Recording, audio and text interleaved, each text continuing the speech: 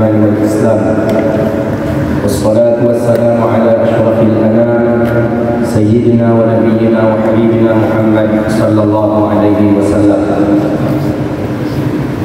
سبحانك لا علم لنا إلا ما علمتنا إنك أنت العليم الحكيم.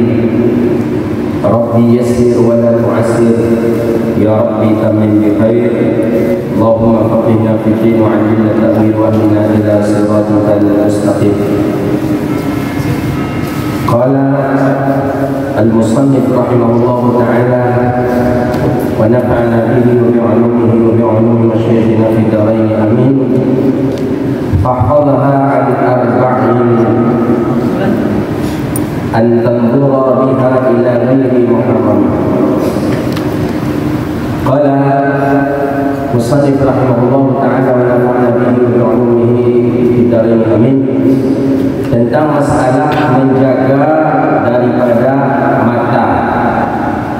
Sebelumnya hadis kita, pembahasan kita hidayah ini tentang menjauhi maksiat. Kemarin maksiat ada dua, ada maksiat zahir, ada maksiat batin. Maksiat zahir, maksiat yang nampak. Maksiat batin, maksiat dari dalam perasaan, itu maksiat batin. Iri, ria, itu termasuk maksiat batin. Mana yang lebih besar dosa maksiat batin dibandingkan maksiat zahir? Lebih besar dosa maksiat batin dibandingkan dengan maksiat zahir. Jadi iri, dengki, ria itu termasuk maksiat batin. Itu berbahaya. Malah kata sebagian ulama, maksiat batin itu bisa menggugurkan pahala amal kebaikan yang sudah kita lakukan. Kita pernah haji, ternyata ria, habis pahala haji. Kita tahajud, ternyata ria, habis pahala tahajud kita.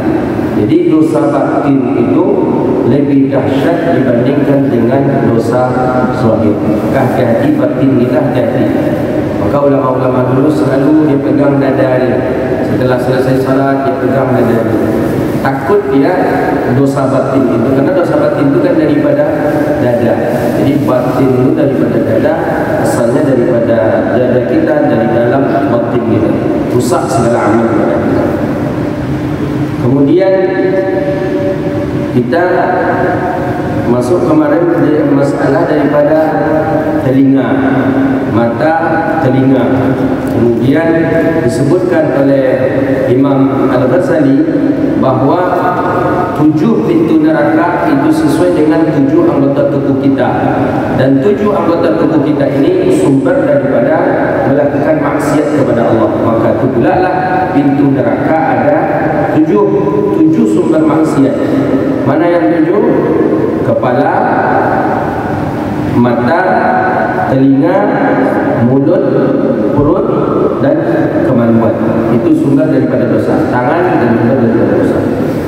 Qala fahfadha, kata Imam Al-Ghazali rahimahullah, fahfadha an arba', maka peliharalah olehmu akan mata.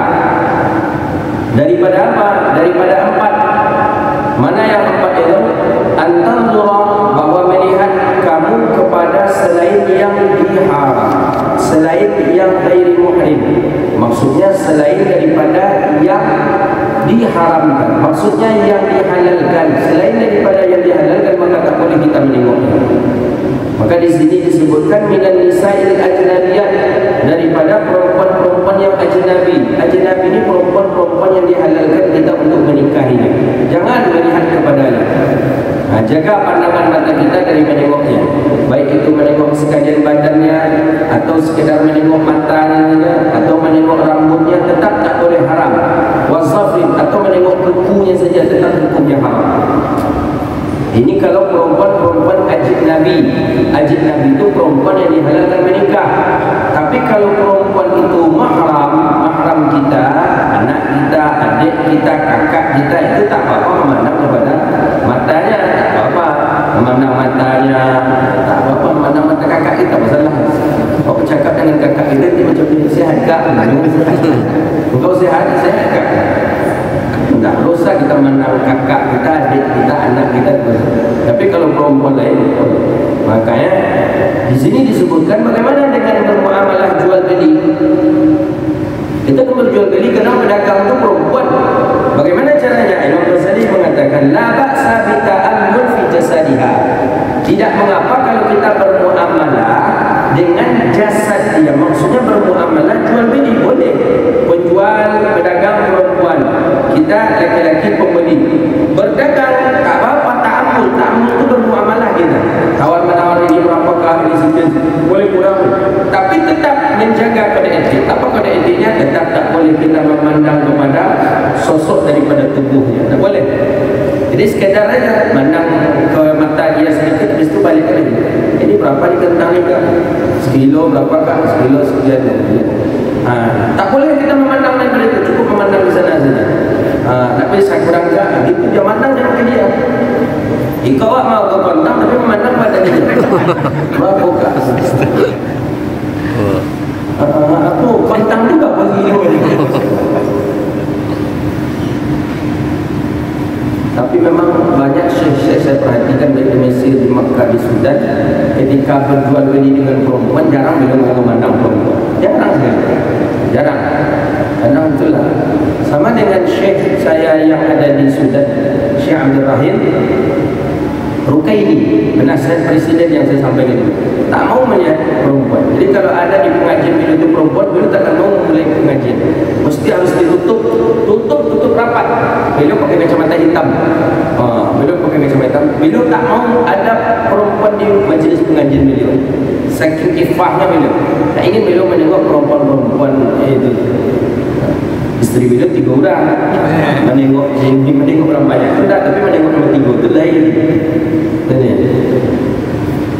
Orang yang menjaga pandangan, maka akan Allah beri suatu karamah kepada dirinya. Akan Allah beri suatu kelezatan kepada dirinya. Maka kalau mata kita bisa kita jaga daripada memandang pandangan yang haram, maka Allah akan jaga pula kita daripada sesuatu perkara yang haram. Itu dia. Maka jauhkan mata kita, jangan memandang pandangan yang haram. Jadi jual beli tadi boleh, silakan saja, tapi jangan sampai memandang rambutnya, memandang matanya, memandang kukunya, tak boleh, dan lain sebagainya. Badan dia itu tak boleh kita pandang. Jadi sekedar jual beli saja, ini berapa sekian. Kadang ini sulit kita untuk ustaz-ustaz ini yang kajian dengan wirid pengajian ibu-ibu ni. Ini semuanya ibu-ibu. Jadi nak mandang ke atas ya.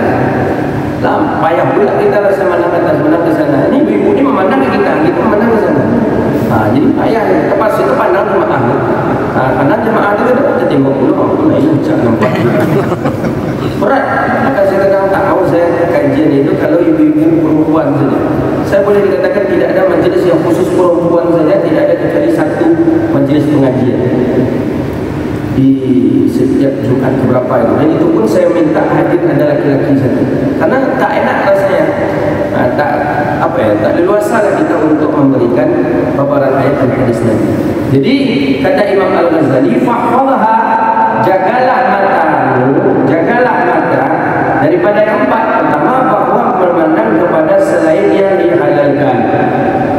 Jadi memandang pandangan yang haram. Siapa di antaranya? Perempuan-perempuan yang ajnabi, perempuan-perempuan yang boleh dinikahi, memandang ke sekalian badannya, matanya, rambutnya, kukunya, itu tak boleh. Wala ba'sa kita amal, dan tak mengapa kalau kita untuk bermuamalah jual beli, kemudian urus-mengurus di kantor, kadang kita ngurus KTP, perempuan juga, tak apa-apa, boleh. Mengurus apalagi SKCK, mengurus akte kelahiran, kadang perempuan. Jadi tetap itu dibolehkan menurut syarat. Wa alayhi ma lam yakun thawban, tapi syaratnya tetap perempuan tadi perempuan yang berpakaian. Kalau perempuan itu perempuan yang tidak berpakaian, urusan muamalah tetap itu haram. Berpakaian maksudnya pakaian yang syar'i, yang tidak terbuka, yang tidak nampak warna kulitnya, yang tidak menonjol, itu dibolehkan kita bermuamalah dengannya.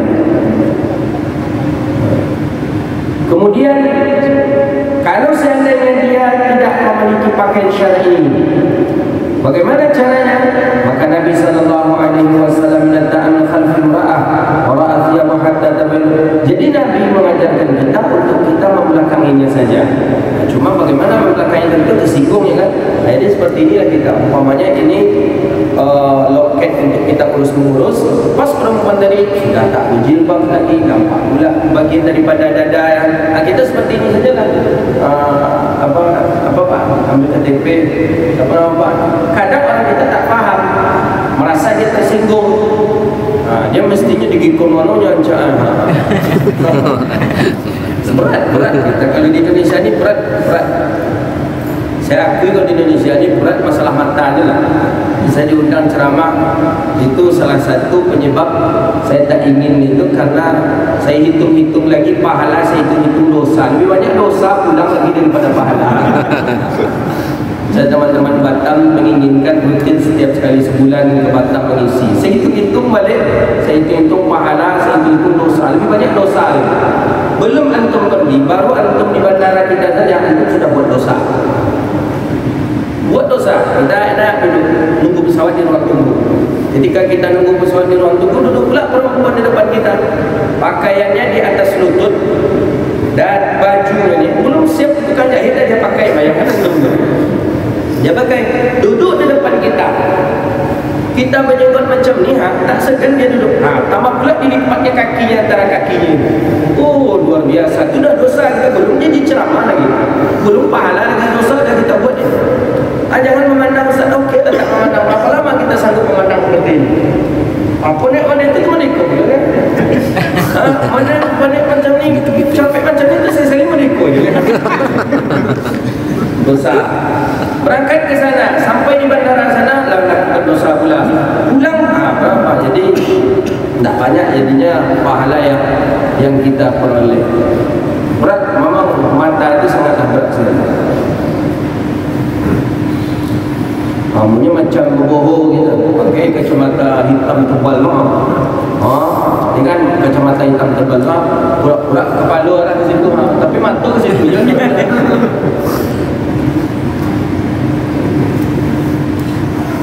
Jadi tak boleh. Kalau muamalah silakan saja jadi, tapi tetap tidak boleh memandang kepadanya. Jadi kata Rasulullah SAW, orang yang terbiasa memandang-mandang, orang yang terbiasa memakaikan matanya, memandang pandangan yang haram, kemudian bermuamalah dengan perempuan-perempuan, fala raihatan lam yarih raihatal jannah, maka orang ini tidak mendapatkan bauan daripada bauan surga.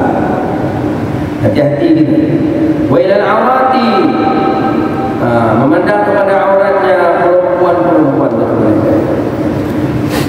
Kemudian diharapkan lagi, jagalah mata kita daripada memandang surat al-madihah, surah gambar malihah yang cantik, gambar-gambar cantik, atau kalau boleh kita bahasakan gambar-gambar porno lah begitu dia. Tak boleh. Jaga mata kita daripada memandang ini. Tapi mata kita ni kadang-kadang hobi pula memandang pandangan yang itu gitu. Apalagi kalau di beranda Facebook itu agak lain lah. Kita balik ke bawah balik.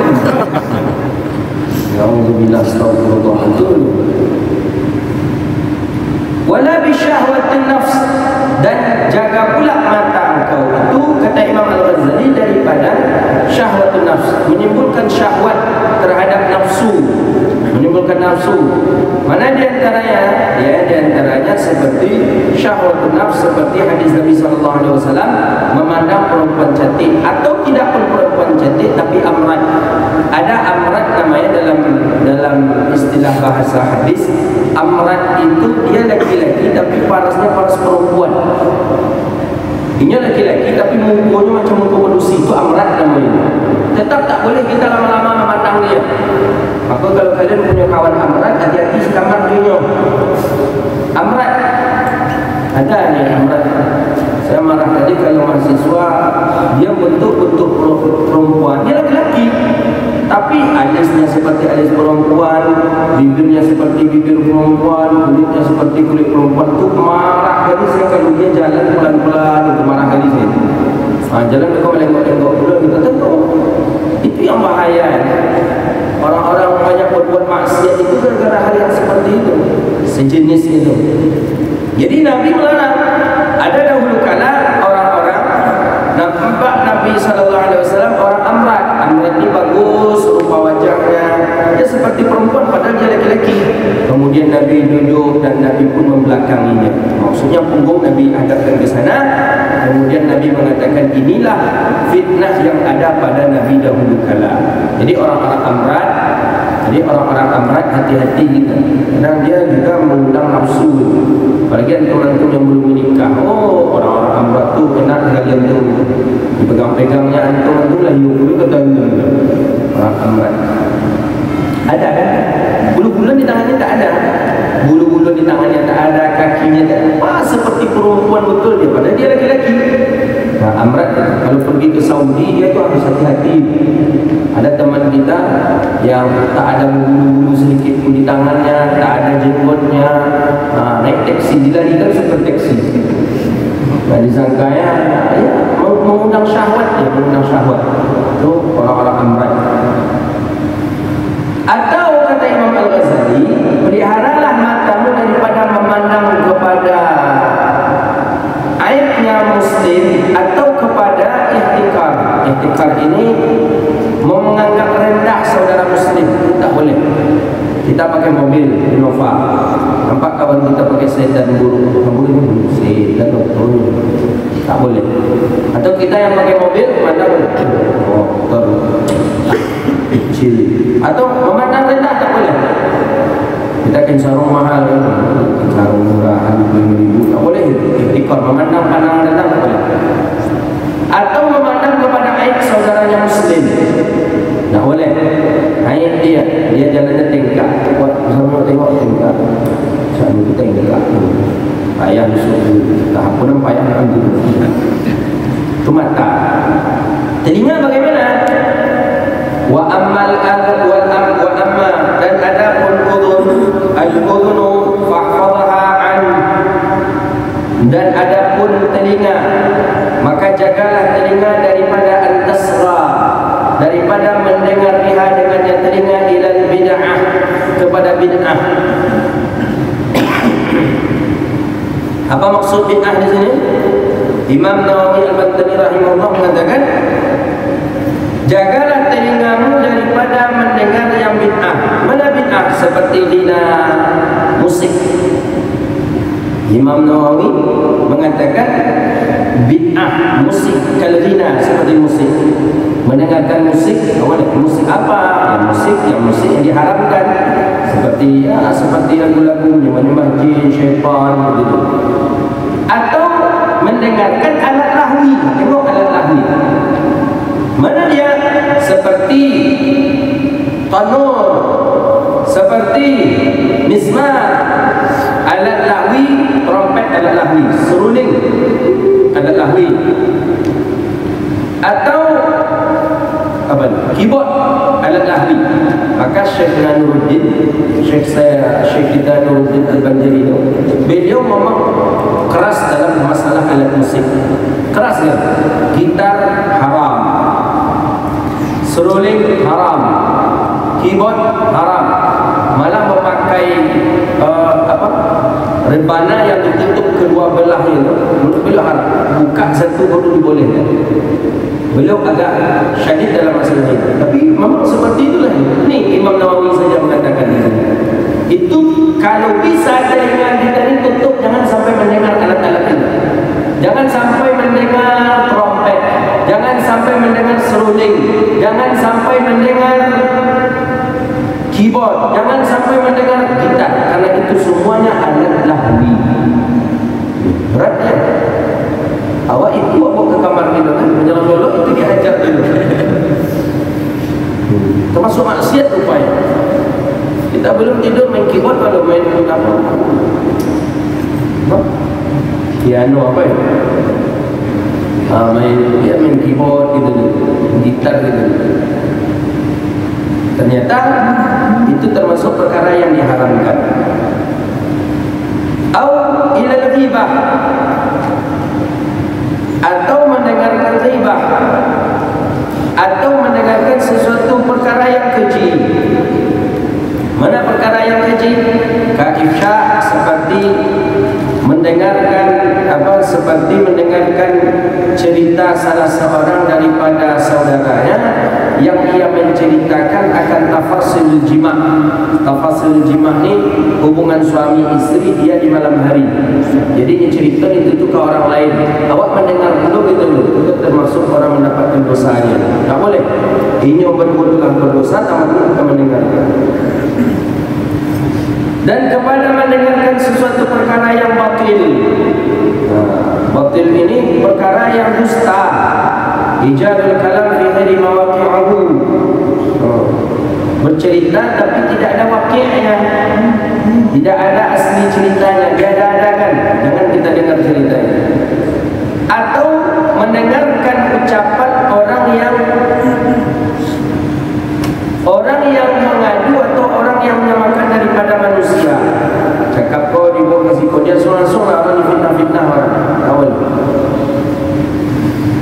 Fa'innama, maka hanya saja telinga itu diciptakan ditasma' untuk mendengar kalam Allah dan sunnah Rasulullah sallallahu alaihi wasallam dan hikmatul awliya dan hikmahnya kalamnya para wali dan ulama. Wa tatasawalu bil istifadatil ilm, dan telinga tadi bisa membawa kita mendapatkan ilmu. Dengan ilmu itu kita mendapatkan ridha daripada Allah Subhanahu wa taala. Jadi kita duduk di majlis ni ada telinga. Telinga inilah yang kita pakai untuk mendengarkan ilmu, dan dengan ilmu itu kita dekat dengan Allah Subhanahu wa taala. Fa iza asghaita biha ila syai'in, maka apabila engkau dengarkan telinga itu kepada sesuatu minal makarih, daripada sesuatu yang keji, sara makana nafi'an laka dharun 'alaika, maka telinga tadi ada kala dia memberi manfaat dan ada kala dia memberi mudarat. Yang memberi manfaat tadi memberi mudarat kepada engkau, dan itulah asbab engkau menjadi orang yang ghayatul khasran, orang yang celaka. Maka hati-hati telinga. Dengan telinga banyak kita bergaduh, dengan telinga banyak kita bergunjing, dengan telinga banyak orang-orang bercerai, dengan telinga. Umumnya telinga lebih dahulu. Apalagi kita yang tipis telinga, mudah dia asut-asut orang. Saya kemarin duduk dengan Zanu, dia sibuk menjelekkan engkau. Engkau masih bagus-bagus juga dengan dia. Jangan bagus lagi, dah saya bilang dari dulu. Ayo dulu kata awak. Kau kawan masuk-masuk. Dibola kawan satu lagi. Dan mahu dengan Zanu tu menjelekkan engkau dia terus. Engkau ni rusak ni buatnya ini. Yang lagi telinga, dia pula kata. Jadi akhirnya hancur gitu. Ingat kata Imam Al-Ghazali, wala tadun, dan jangan kalian sangka kata Imam Ghazali bahawa dosa itu khusus bagi orang yang berbicara saja, tidak bagi orang yang mendengar. Tidak, kata Imam Ghazali, karena ada hadis Nabi sallallahu alaihi wasallam bahawa orang yang mendengar itu bersyarikat, berkongsi dengan orang yang berbicara, maka fahuwa ahadul mubtabin, kedua-duanya itu termasuk orang-orang yang berdosa. Jadi jangan sampai dia nak soto dia bercerita, dia nak soto dia bergunjing, walaupun kita tak ikut bergunjing, walaupun kita tidak ikut membuka aib orang, tapi kita mendengar, maka dosa kita sudah sama dengan mereka yang bergunjing. Umpama di majlis ada 5 orang, awak nak soto, dia bercakap dah, awak diam ni. Kawan ni dengan kawan ni berbicara, dia menjelekkan orang. Ustaz Nabi pulang ajar, ni menikum dalam lama nak menyesal itu. Tapi kita mendengar, maka kata Nabi sallallahu alaihi wasallam, dosa yang kita dapatkan sama dengan dosa orang yang berbicara berdua. Jadi jalan satu-satunya coba pergi. Pergi kita, apalagi satu pulau. Siapa pun ikut pulau bertanya. Ini sedang bercerita kan? Siapa pun Sanu. Itulah bertanya lebih parah lagi itu. Sedangkan mendengarnya saja sama dosa kita. Apalagi ikut pulau itu. Siapa yang kalian sampai itu tadi itu? Sanu. Oh, dia. Macam satu pulau yang lebih parah. Banyak dosa kita. Ya, kita orang berbicara, kita dengar, kita kena kita tak ikut, padahal apalagi kalau ikut kita tak ikut, sekedar mendengar saja. Jadi kata Rasulullah sallallahu alaihi wasallam, maka orang itu fahuwa ahadul mubtabin, maka orang ini orang yang melakukan dosa, orang-orang yang kena tipu daya. Ini dia bahaya. Jadi kata Imam An-Nawawi rahimahullah taala, wala budda min al-qara'ati lahu al-ghibah bi qawli khafad darar zahiran billahi bil yad atau bil lisan. Jadi saya eloknya kalau bisa kita menasihati mereka, kata kita umpama, tapi elok dengan tangan. Kalau tidak dengan lidah, kata kita. Kalau tidak boleh, ajak kita pergi. Begitu. Tapi jangan orang yang meninggalkan itu. Tak, apalagi kalau ada lama rasa cerita, apalagi dia mencerita orang yang memang benci pula dengan kita. Satu pula awak saya kata, ya Allah, dosa rupanya kita itu. Ya, kita hidayah ini semakin dalam semakin banyak dosa kita. Maka banyak orang yang mengaji dan dosa start sampai situ je lah. Sampai situ lah banyak dosa, apalagi sampai akhir. Banyak dosa betul-betul. Akhirnya dari tamat-tamat kita pun.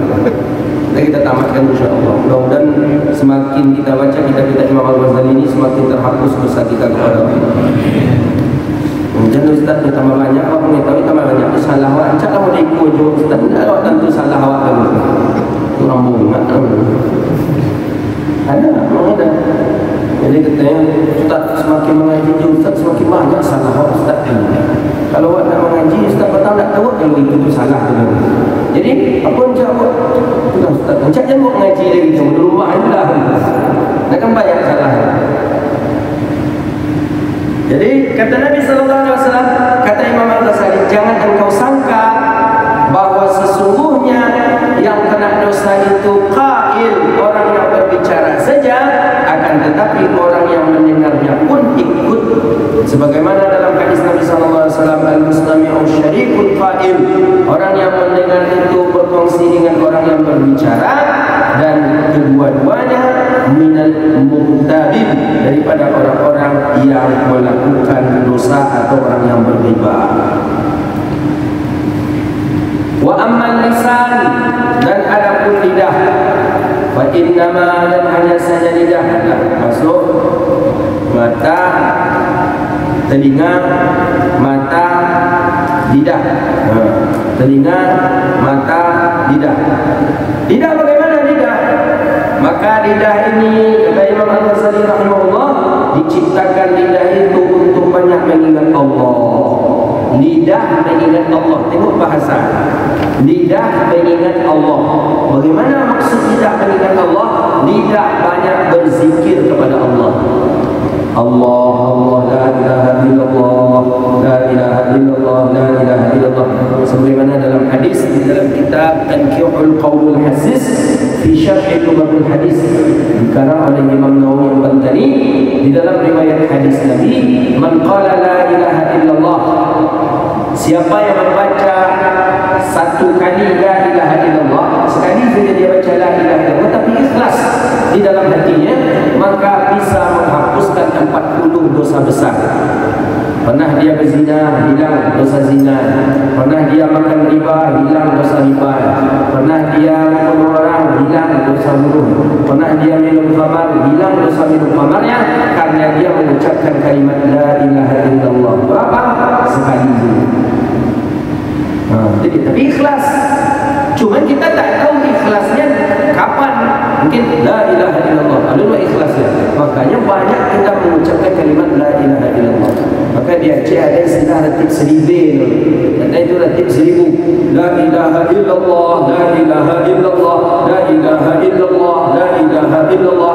Kita tak tahu, bisa saja di yang ke-20 ikhlas, atau bisa saja yang kehitungan 100 ikhlas, atau dihitung kehitungan yang 800 ikhlas. Maka banyak baca la ilaha illallah, la ilaha illallah. Sekali saja mengucapkan la ilaha illallah tapi ikhlas, Allah ampuni 40 dosa besar. Bukan berarti siap la ilaha illallah berzina pula balik satu la ilaha illallah. Bukan itu maksudnya. Bukan, ini dosa yang sudah pernah kita lakukan. Begitu dia, dosa yang pernah kita lakukan baca la ilaha illallah. Orang kita ni kadang banyak gaya tapi dengan alasan. Siapa yang menyapu kepada anak yatim, maka dia masuk apa katanya di dalam hadis palsu. maka sama dia haji 1000 kali. Man massa ra'sal yatim, siapa yang menyapu kepala anak yatim di malam Jumat, maka dia mendapatkan pahala seperti anak seperti haji 1000 kali. Itu hadisnya palsu. Ada. Kalau iya nanti malam Jumat lah anak yatim. Semakin acok, semakin sering itu semakin acok pula dia haji.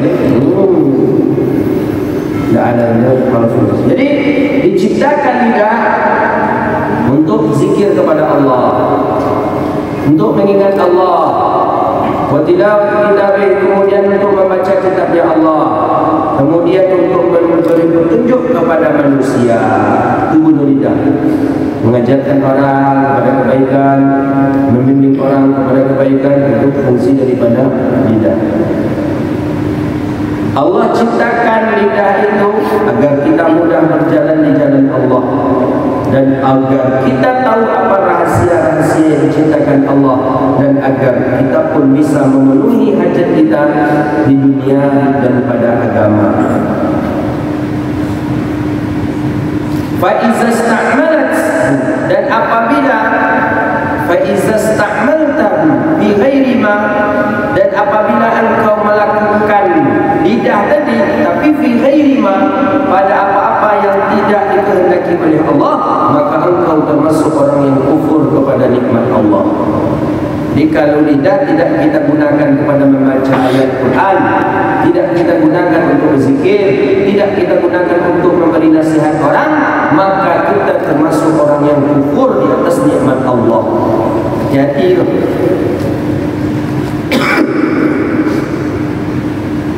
Fahuwa aghlabu a'dha'ika 'alaika, maka kebanyakan kita, anggota-anggota tubuh kita, kebanyakannya memang anggota tubuh yang banyak kufur kepada Allah Subhanahu wa taala. Wa 'ala sa'iril khalqi, dan di atas segalian makhluk, maka manusia itu akan tergelincir dia ke dalam api neraka. Maka oleh karena itu manusia itu banyak bersalah di dalam lidahnya. Lidah ayat membuat kita bersalah. Maka Nabi SAW berdoa, wa minad du'a Daud alaihissalam, sebagaimana doa Nabi Daud alaihissalam. Apa doa Nabi Daud alaihissalam? Ya Allah, jadikanlah, jagalah lidahku ya Allah daripada bermaksiat kepadamu. Jadikanlah lidahku lidah yang berzikir, jadikanlah hatiku hati yang bersyukur, dan jadikanlah tanganku tangan yang sabar, dan jadikanlah istriku, keluargaku daripada bidadari surga dunia dan akhirat. Itu dia. Jadi hati-hati kita dengan lidah, karena banyaknya manusia tersalah daripada lidahnya, hatta sehingga orang-orang pun banyak melakukan kesyirikan itu daripada lidahnya. Awak ni banyak melakukan syirik karena lidah, banyak syirik karena lidah. Apa contohnya? Engkau macam mana ni? Kok belum juga lagi hujan ni? Apa ni? Entahlah, nak jual oleh Tuhan bodoh ke tahu. Lidah juga, lidah bahaya. Engkau kok belum salat subuh? Kata lidah, saya kalau salat subuh tu masih 2 rakaat, saya takkan salat. Tapi kalau salat subuh tu 3 rakaat, saya salat. Lidah menyebabkan orang kufur kepada Allah, lidah. Maka hati-hati dengan lidah, jangan sampai dia membawa kamu kepada kufur di atas nikmat Allah Subhanahu wa taala. Hadza wa billahi taufiq, wallahu a'lam bissawab. Ada pertanyaan? Ya, dapat semuanya tak? Siapa yang belum dapat? Masih ada apa?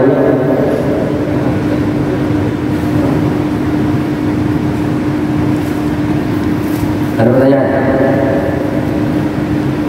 Tak ada. Kalau tak ada berarti silakanlah makan apa dulu. Makan goreng. Sekarang tak ada lagi jalan di stok kan?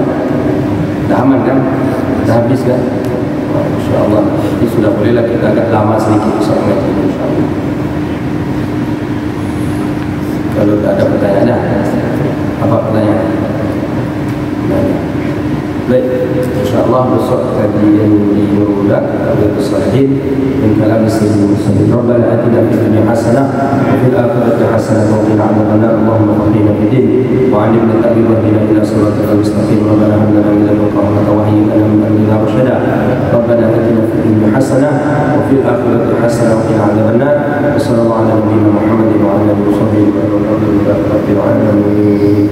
Sallallahu rabbuna ala نور المبين أحمد المصطفى سيد المرسلين صلى الله ربنا على نور المبين أحمد المصطفى سيد المرسلين صلى الله ربنا على نور المبين أحمد المصطفى سيد المرسلين وعلى وصحبه أجمعين وعلى آله وصحبه أجمعين. InsyaAllah kitab Tibyan hari Ahad datang. Senin insyaAllah hari Selasa sudah pakai kitab Tibyan kita insyaAllah. Demikian, mohon maaf. Assalamualaikum warahmatullahi wabarakatuh.